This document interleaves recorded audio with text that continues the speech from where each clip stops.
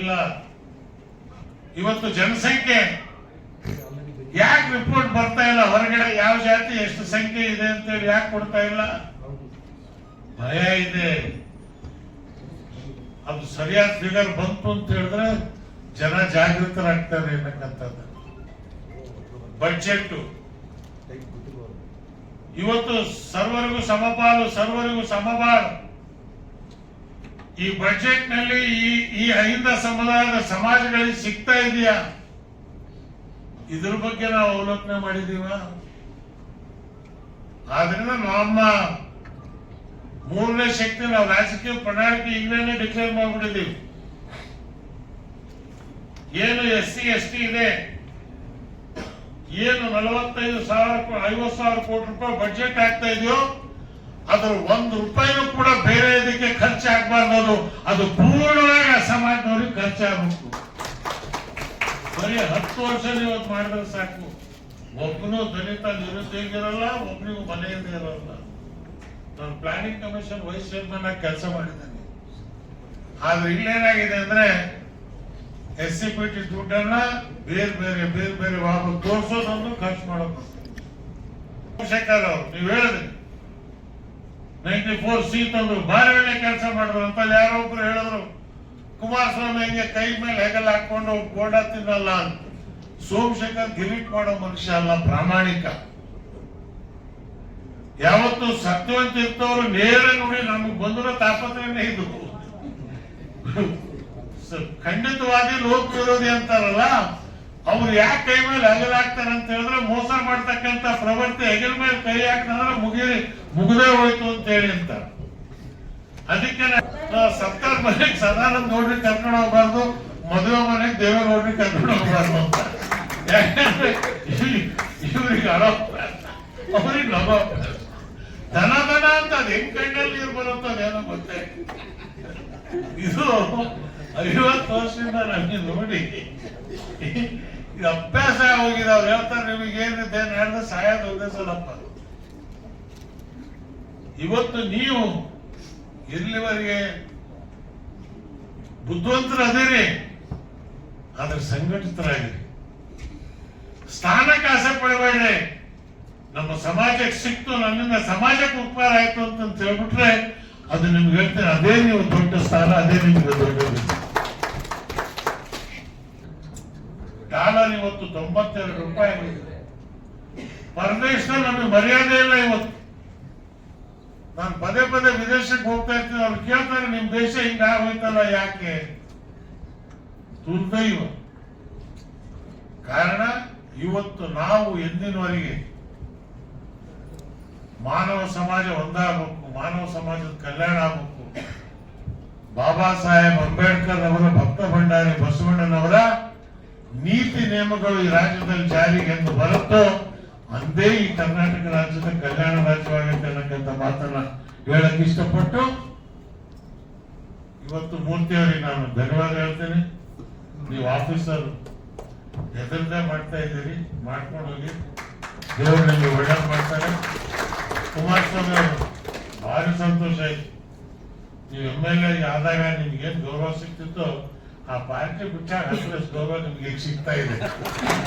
ಆದ್ರಿಂದ ಸಾಲ ಸಜ್ಜನರ ಸಂಘ ಮಾಡುವುದು ದುರದುರ್ಜನರ ಸಂಘ ಬೇಡವಯ್ಯ. ಹಾವಾದರೇನು ವಿಷವೊಂದೇ ಅಂತವರ ಸಂಘ ಬೇಡವಯ್ಯ. ಬಸವಣ್ಣ 12ನೇ ಶತಮಾನದಲ್ಲಿ ಸ್ಪಷ್ಟವಾಗಿ ಹೇಳೋಗಿದ್ದಾನೆ. ಆದ್ರಿಂದ ನಿಮ್ಮೆಲ್ಲರಿಗೂ ಒಳ್ಳೇದಾಗಲಿ. ಈ ಜಾತಿ ಶಕ್ತಿ ಇದ್ರೆ ನಾಯಕ ಶಕ್ತಿವಂತನಾಗ್ತಾನೆ ಅಂತ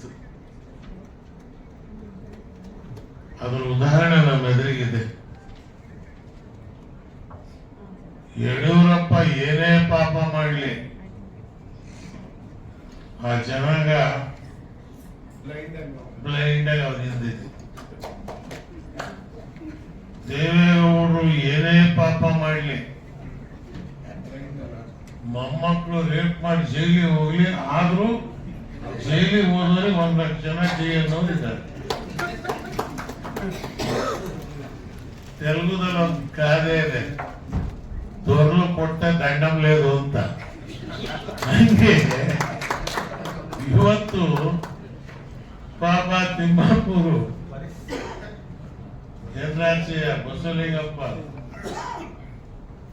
FM ಕಿತ್ತೂರು, ಏನಿಲ್ಲ, ಒಂದು ಹೆಣ್ಮಗಳು ಅವ್ರ ಮನೆ ಮುಂದೆ ಹೋದಿತ್ತು ಅಷ್ಟೇ. ರಾಜನ ಇವತ್ತು ಕಾರಣ ಏನು? ಈ ಏನು ನಾವು ಸಮುದಾಯಗಳಿದೀವೋ,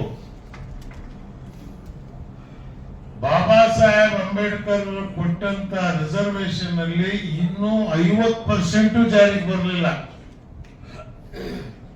ಉದ್ಯೋಗಗಳಲ್ಲಿ central government, state government list ನೀವು ತೆಗೆದು ನೋಡಿದ್ರೆ ಮೂರ್ತಿಯವ್ರು ಹೇಳಿದ್ರು ಅನ್ನೋ ಕಾಣುತ್ತ ಬರೋಕ್ಕೆ ಮುಂಚಿತವಾಗಿ. ಅದನ್ನ ಯಾಕೆ ಜಾರಿಗೆ ತರಲಿಲ್ಲ ಅಂತ ಕೇಳುವಂತ ಶಕ್ತಿ ಅದೇ ಪಾರ್ಟಿಯಲ್ಲಿ ಇರ್ತಕ್ಕಂಥ ದಲಿತ ನಾಯಕರಿಗಿಲ್ಲ. ಇವತ್ತು ಹಿಂದುಳಿದವರು,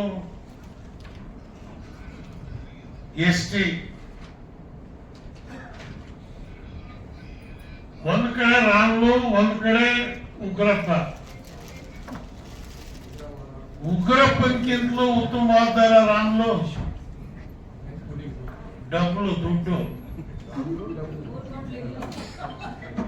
ಇದು ಒಂದು ಕಡೆ ದುಡ್ಡು, ಇದರಿಂದ ಆ ಸಮಾಜಕ್ಕೆ ಏನಾದರೂ ನ್ಯಾಯ ಸಿಗ್ತಾ ಇದೆಯೇ? ಮುಸ್ಲಿಮ್ಸ್ ಅಂತೂ ಬಿಡ್ರಿ, ನಮಗೆ ಒಂದೇ ಒಂದು ತೋರ್ಸೋದೇನು ಅಂತ ಹೇಳಿದ್ರೆ ಬಿಜೆಪಿ ಬಂದ್ಬಿಡತ್ ನಮಗೆ ಓಟ್ ಹಾಕ್ರಿ, ಇಷ್ಟೇ.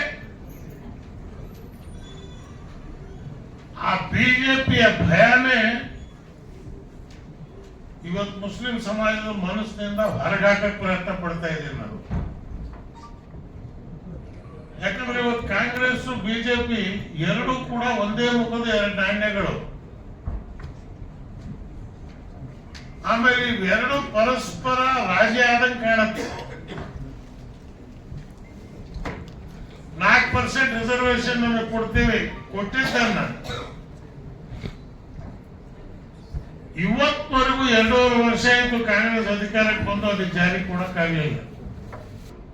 ಕನ್ಶಿರಾಮರವ್ರು ಹೇಳಿದ್ರು, ಫಸ್ಟ್ ನಾನು ನಿಲ್ತಾ ಇದ್ದೀನಿ ಸೋಲ್ಸಕ್ಕೆ, 2ನೇ ಸಲ ನಿಲ್ತೀನಿ ಸೋಲಕ್ಕೆ, 3ನೇ ಸಲ ನಿಲ್ತೀನಿ ಗೆಲ್ಲೋದಿಕ್ಕೆ.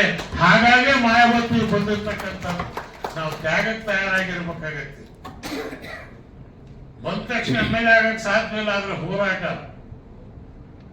ಅದನ್ನೇ ಬಾಬಾ ಸಾಹೇಬ್ ಅಂಬೇಡ್ಕರ್ ಅವರು, ಭಕ್ತ ಭಂಡಾರಿ ಬಸವಣ್ಣ ಅವರು ಈಗಿನ ಕಾಲದಲ್ಲಿ ಇಷ್ಟು